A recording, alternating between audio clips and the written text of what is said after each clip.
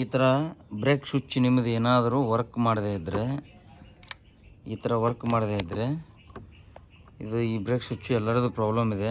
ನೀವು ಶೋರೂಮಿಗೆ ಹೋದರೆ, ಇದು ಸರ್ವಿಸ್ ಸೆಂಟ್ರಲ್ಲಿ ಹೋದರೆ ಹೊಸದೇ ಹಾಕ್ಸ್ಬೇಕಂತ ಹೇಳ್ತಾರೆ.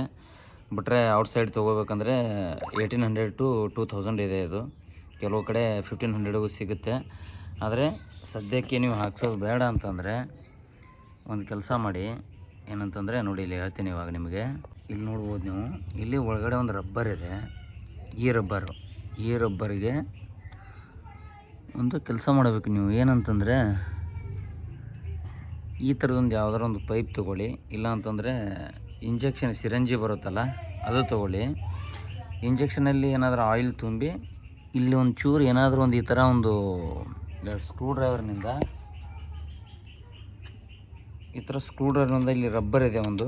ಈ ರಬ್ಬರಲ್ಲಿ ಒಳಗಡೆ ಒಂದು ಸ್ಪ್ರಿಂಗ್ ಇರುತ್ತೆ. ಆ ಸ್ಪ್ರಿಂಗ್ ಜಾಮ್ ಆಗಿರುತ್ತೆ.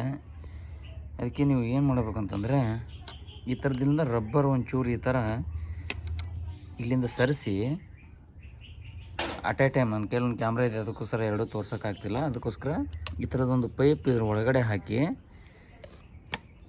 ಈ ಪೈಪ್ನ ಈ ಥರ ಹಾಕಿ, ಆಮೇಲೆ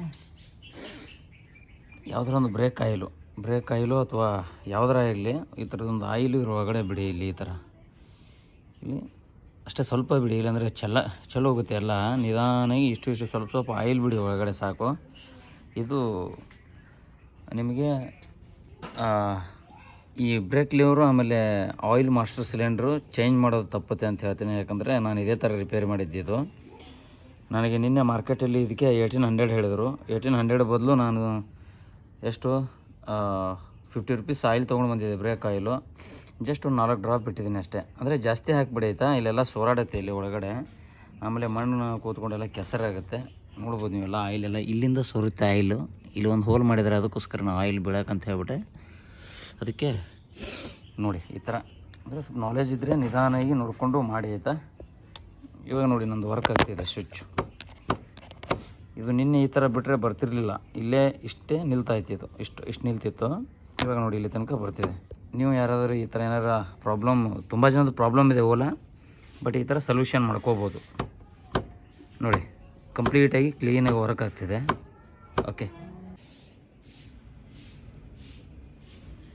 ಈ ಸ್ವಿಚ್ಚು ಕೆಲವು ಟೈಮ್ ಇದನ್ನು ಸಿಕ್ಕಾಕೊಳ್ಳುತ್ತೆ. ಅದಕ್ಕೋಸ್ಕರ ಇದಕ್ಕೊಂದು ಸ್ವಲ್ಪ ಆಯಿಲ್ ಬಿಟ್ಕೊಡಿ, ಸ್ವಲ್ಪ ಜಾಸ್ತಿ ಬೇಡ, ಒಂದೊಂದು ಡ್ರಾಪ್ ಅಷ್ಟೇ ಬಿಟ್ಕೊಡಿ, ಜಾಸ್ತಿ ಬೇಡ.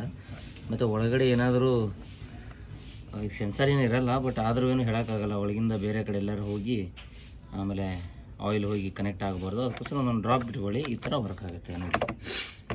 ಜಸ್ಟ್ ಸಿಕ್ಕಾಕೋತಿತ್ತು. ಇವಾಗ ನೋಡಿ ಇಷ್ಟು ಆಯಿಲ್ ಹಾಕಿದ್ದೀನಿ, ನೀಟಾಗಿ ವರ್ಕ್ ಆಗ್ತಿದೆ. ಇದಕ್ಕೂ ಸರ್ವಿಸ್ ಬೇಕು ಸ್ಕೂಟ್ರಿಗೆ. ನಾರ್ಮಲಾಗಿ ನಾವೇ ಮನೆಯಲ್ಲಿ ಸರ್ವಿಸ್ ಮಾಡ್ಕೊಳ್ಬೇಕು, ಈಗ ಜಾಸ್ತಿ ಏನು ತೊಂದರೆ ಆಗೋಲ್ಲ. ನಾರ್ಮಲಾಗಿ ಈ ಥರ ಸಣ್ಣ ಪುಟ್ಟ ಎಲ್ಲ ನೀವು ಸರ್ವಿಸ್ ಮಾಡಿಕೊಂಡ್ರೆ ತೊಂದರೆ ಬರಲ್ಲ. ನೋಡಿ ವರ್ಕ್ ಆಗ್ತಾಯಿತ್ತು. Okay, done.